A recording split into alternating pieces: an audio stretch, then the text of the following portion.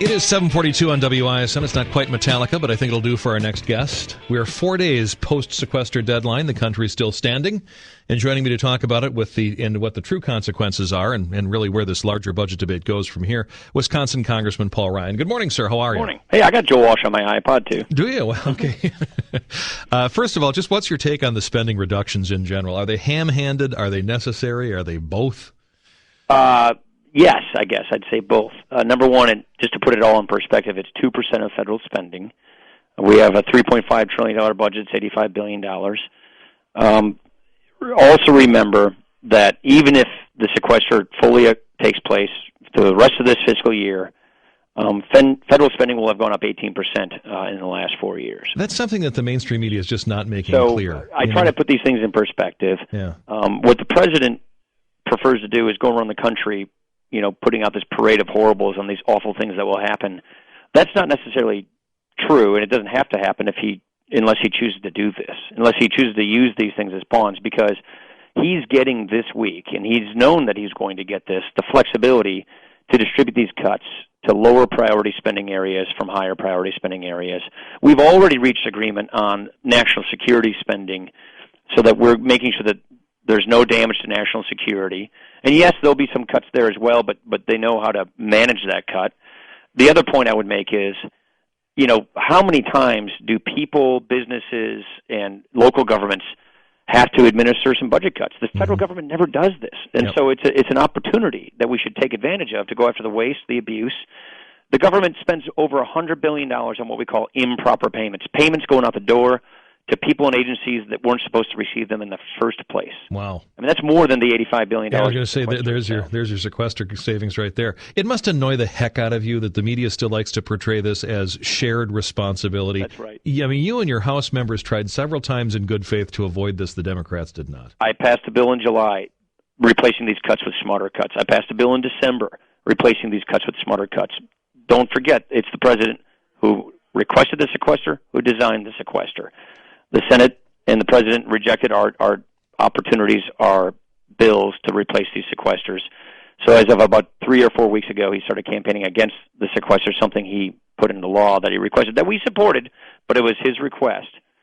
And I would just say that changing from the agreement we had, which is $1.2 trillion over 10 years of spending cuts, to saying, we need half tax increases, on top of the fact that he just got a big tax increase 8 weeks ago, just doesn't, it's not good faith. And that's what I think is disturbing to people around here. And so the point is, we've got to get spending under control. We're spending $3 for every $2 we take in. It's bringing us to a debt crisis. It's hurting our economy today. It's destroying our children's future. And you need leaders to stand up and make leadership decisions. We've done that, and the president's out campaigning. And so that's the frustration. But when push comes to shove, as you see the sequester taking place, we're showing that you can use a scalpel to go after waste instead of a meat axe to go across the board. And the question is, will the president use it or not? Mm-hmm. Well, and now, of course, the next big showdown is over the continuing resolution, because in 1,400 days, the Democrats haven't put together a budget.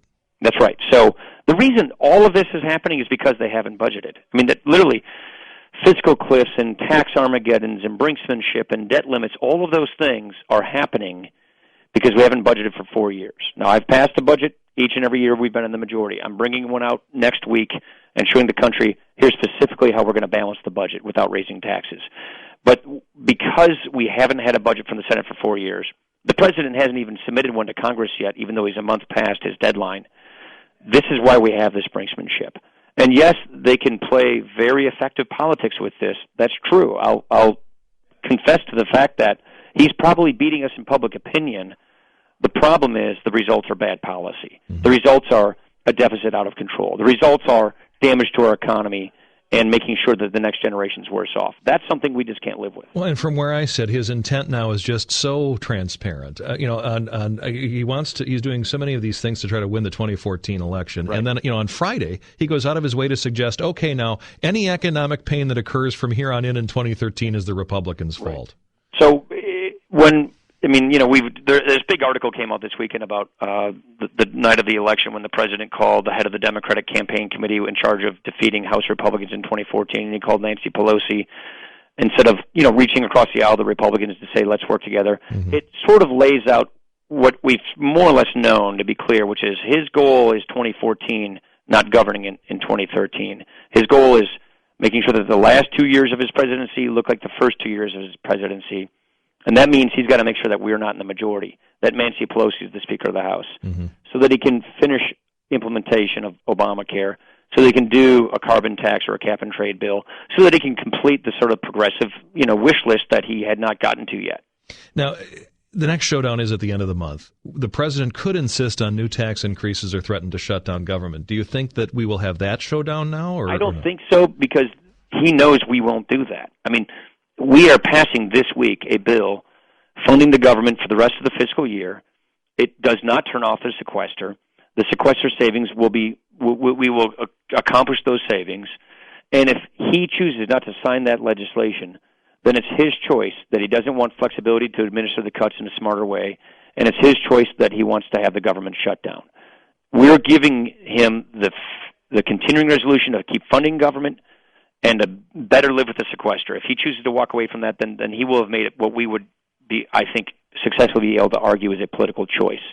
That's his choice. We'll see. I honestly don't really know the answer to that question, but I don't think he's going to let the government shutdown occur, because I do believe he realizes he can't keep, pushing the same line and get away with it. He'll look like he's being patently political. And so I don't think you'll see a government shutdown. It does seem like the Republicans here have a win in terms of getting those spending reductions and saying no to taxes.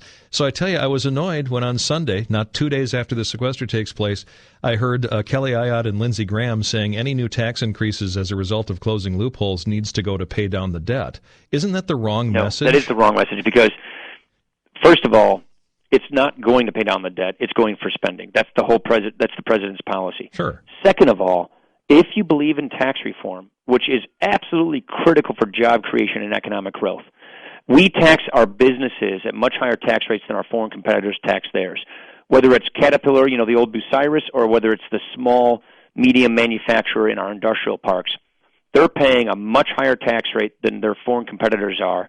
And to get that down, you need to close loopholes. The point I'm making is all those loopholes that we need to close, which we've been advocating for years, has to go to lowering our tax rates for economic growth and job creation. If you close the loopholes to send the money to Washington, then it simply fuels a higher spending line. Mm-hmm. That's what the president thinks tax reform is, a revenue-generating exercise. We see tax reform as an economic growth, job-creating exercise. And if you say send it to paying down the debt, it's really kind of another way of saying do that instead of cutting spending.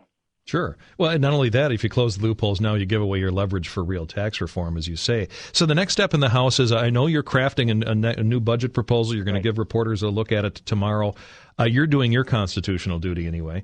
It's going to be similar to these that we've seen in years past, I assume? It is. It's going to be similar. We have what we call a different baseline. Every year, they give you a different measuring stick to use.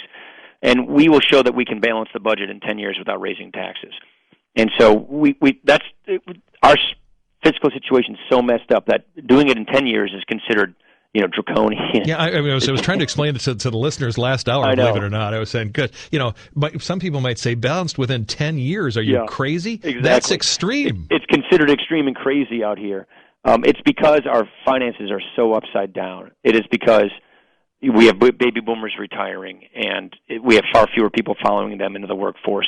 And so what I'm going to show next week is exactly how we propose to balance the budget and how we propose to do pro-growth policies, like an energy renaissance in America, like fundamental tax reform, to stop picking winners and losers in Washington but lowering everybody's tax rates across the board. And you don't lose revenue because you close loopholes. Doing things like streamlining job training reform so people who are out of work can get jobs training skills to get a good career. Those, streamlining government, tax reform, and energy renaissance, and reforming these entitlement programs so they don't go bankrupt. Saving Medicare, not just for the current generation, but for the next generation. Doing the things you need to do to prevent a debt crisis, to get ahead of the problem so they don't tackle us, so that we can actually get real growth and opportunity and plan. Make sure that we don't have the kinds of problems that's plaguing Europe by getting ahead of the problem.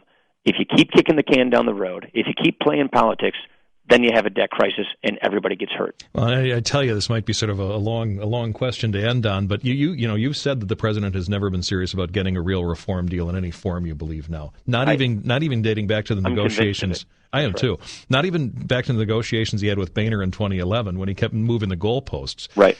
Now, we've had 4 years of unserious economic killing games. Even now he's playing games trying to make the GOP look good so he can win control of the House in 24. Don't you think a great legacy, this is what he wants to be his legacy, his liberal legacy, wouldn't a great legacy have been the president who reformed entitlements for the modern age? I sure would think so. And we're going to use the leverage we have to bring that to happen, because you know what? If we don't, Medicare goes bankrupt, Social Security goes bankrupt. We have a debt crisis. People get hurt. And if we get this fixed, then I don't care if President Obama gets credit. Good things happen to the country. That's what matters. Mm-hmm. And so we're going to bring our leverage to bear to get this kind of an outcome, to get a down payment on cutting the budget, to balance the budget, to reforming our entitlement programs, to making sure they don't go bankrupt. We want to get cuts and reforms that get us on a path to balancing the budget. That would be a great legacy, and we're going to help him get it.